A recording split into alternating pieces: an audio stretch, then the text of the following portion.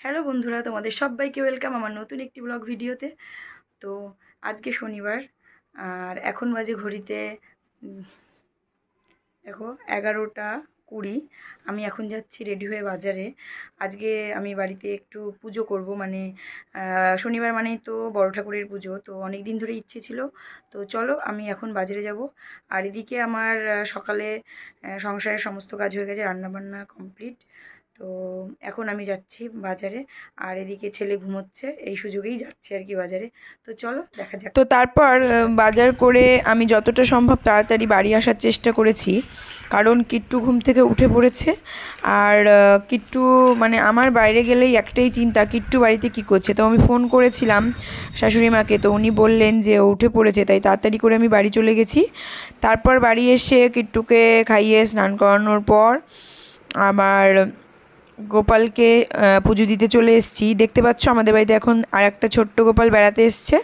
মানে কালকে আমি যার মানে বেবি হয়েছে বললাম তোমাদেরকে, দেখতে গেছিলাম, তাদেরই একটা গোপাল ছিল, সেটা আমাদের বাড়িতে দিয়ে গেছে। যেহেতু ওদের এখন আতুর পড়েছে, তাই গোপালটা যে কদিন ওদের আতুর না কাটবে আমাদের বাড়িতেই থাকবে। তো এরই মধ্যে আমি গোপালকে সাজিয়ে ভোগ লাগিয়ে দিয়েছি।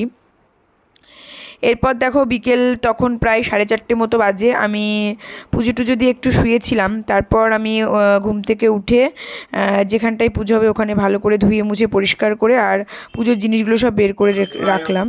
তারপর সন্ধ্যাবেলায় পুরোহিত কাকু এসে পুজোয় বসলো।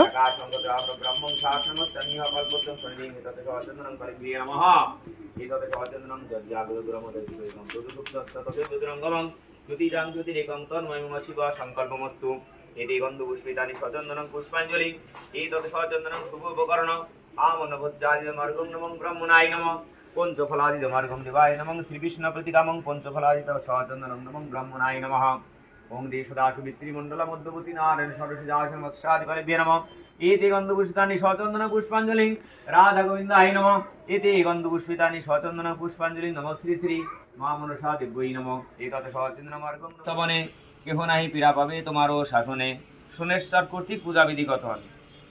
শনিবারে সন্ধ্যাকালে শ্রাবণ মাসেতে আমারে পুজিবে তুমি একাগ্র মনতে সুগন্ধি তৈলেতে স্নান নিত্য কর্ম করি শুচিবাসে যাবে তুমি সমী মূল পরি নামিলিলে সমীবৃক্ষ শুনো নরপতি অসত্য নিকটে যাবে ভক্তি ভরে অতি গন্ধপুষ্প বিল্লপত্র আতব তণ্ডুলে ধূপ দিবি নৈবেদ্য আদি দুর্বাহু তাম্বুলে পুজিবে যতনে মনে প্রার্থনা করিয়া বেষ্টন করিবে বৃক্ষে সপ্তসূত্র দিয়া সেই বৃক্ষের প্রদক্ষিণ করি সপ্ত কুমকুমেন বিলপিতে এষ সচন্দন বিল্লপত্র পুষ্পাঞ্জলি এষ অর্ঘং নমঃ শ্রী শ্রী গ্রহরাজ শনেশ্বরায় নমঃ।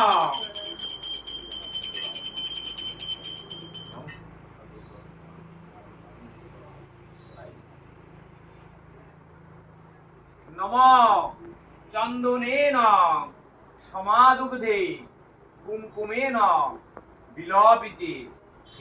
তো বাচ্চাকে নিয়ে ভিডিও এডিটিং করতে খুব সমস্যা হয়, তাই জন্য আমি টাইম মতো ভিডিও দিতে পারি না। তবে তোমরা যেভাবে আমার পাশে আছো এভাবেই পাশে থেকো। তো থ্যাংক ইউ আমার এই ভিডিওটা সম্পূর্ণ দেখার জন্য।